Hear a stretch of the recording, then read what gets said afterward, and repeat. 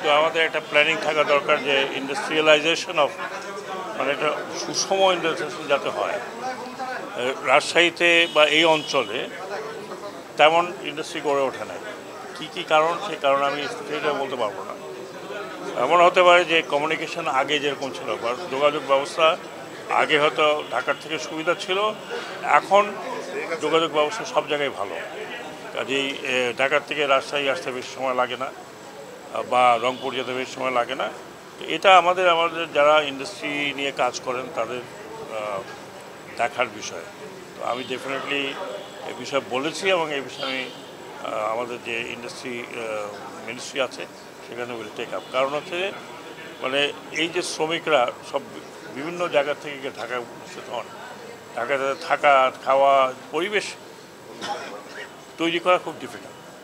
অথচ এইসব জায়গাতে ভালো পরিবেশ আছে, সেখানে শ্রমিকদের কল্যাণটা বেটার হতে পারে ঢাকার চেয়ে, ওইটাই আমি বলেছিলাম। আর দ্বিতীয় কথা যেটা আমি এখানে বলেছি, উল্লেখ করেছি যে এখন শ্রমিক ফেডারেশন বা শ্রমিক ইউনিয়ন যেগুলো আছে সেগুলো দেখা যাচ্ছে যে এক ধরনের একজন ছিল, তাকে সরিয়ে আরেকজন বসে গেছে, কিন্তু কোনো নির্বাচন এখনো হয়নি। আমার নৌ মন্ত্রণালয়ে একটা আছে যে 27 বছর থেকে একই ব্যক্তি, মোটামুটি এটা একদম পার্মানেন্ট যেন হয়ে গেছে, তাকে বেঁধে দেওয়ার কখনো হয় না।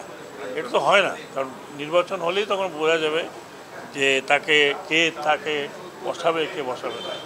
আমরা যখন একটা ডেমোক্রেটিক প্রসেসের কথা বলছি, সেই ডেমোক্রেটিক প্রসেস শুধু স্টেট লেভেলে হলে তো হবে না, প্রত্যেক জায়গাতে এটা হতে হবে। তাই আমি এখানে যারা শ্রমিক লিডার এসেছেন এই অঞ্চলে তাদেরকে বলেছি যে আপনারা নির্বাচিত হয়ে আসুন। আপনারা নির্বাচিত হয়ে আসলে আমরা বুঝবো যে আপনারা সব শ্রমিকের পক্ষে কথা বলছেন। এটাই ছিল আমার এখানকার মেসেজ। আর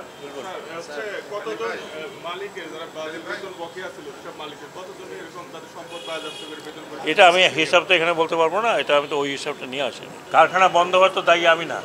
তারা ব্যাংকের থেকে লোন নিয়েছে, টাকা পয়সা বিদেশে পাচার করেছে, টাকা পয়সা দিতে পারছে না, দেশ থেকে পালিয়ে গেছে, কারখানা চলছে না বাংলাদেশে।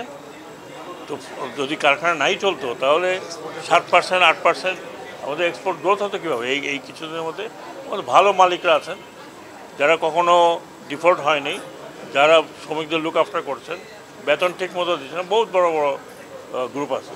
এই কিছু কিছু লোক শুধু ইন্ডাস্ট্রি করার নামে ইন্ডাস্ট্রি করেছেন যাতে টাকা পয়সা এদিক থেকে ওদিক করতে পারে। হ্যাঁ, শ্রমিকদের বিষয়ে ওটা আমরা দেখছি, পরিবর্তন তাদের ইলেকশনটা করুক, ইলেকশন করে তাদের যে ট্রেড ইউনিয়ন নেতা হবে তারা আমাদের সাথে বসুক, আমরা তো সবসময় ওপেন।